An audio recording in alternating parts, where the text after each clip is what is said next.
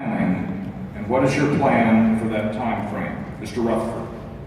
For planning, you immediately implement plans and ideas, and you work with the LNC and the board and the staff to get plans. But more important, and what I've been doing, is going to conventions, talking to all of you, talking on the floor. I'm doing a lot of listening, asking a lot of questions, asking you to ask me questions. You've got to implement what our libertarian supporters want to do.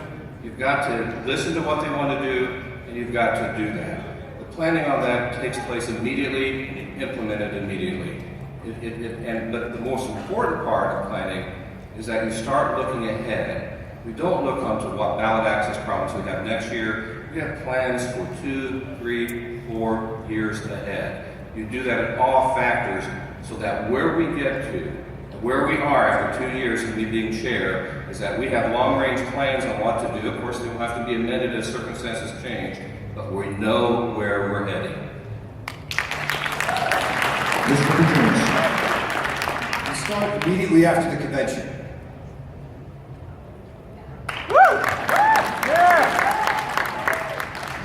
Mr. Perabo. I would say to some extent I've already started. With BeLibertarian.com and our social media presence, we actually beat the Libertarian Party out most weeks, which, judging by how my opponent wants to implement that idea, is the first new idea. I will say that's a good start for how we plan now.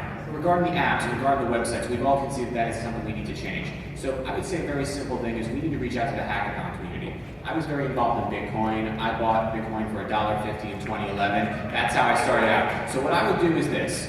I would go out and say to these hackathon groups that I have contacts with, MHacks, PennHacks, all these colleges, and say, hey, we want to build a Libertarian Party app. If we market it properly, it's going to get 100,000 downloads. You build it for us at a very low price, or perhaps free if you're being generous to a good cause, and you're going to have an app with 100,000 downloads, so when you want in 2 years to graduate and go get the job in Google, you can put that on your CV. That's the type of attitude, and I think I can implement these ideas and plan them out to get them done cheaply. No idea I'm proposing is going to cost this party over $5,000. That's my goal. I don't want to break the budget because we need ballot access, and that's my focus there.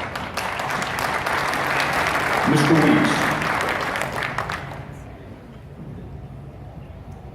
Start planning as early as possible, get it done as soon as possible. Mr. Sarwark. We've already started planning.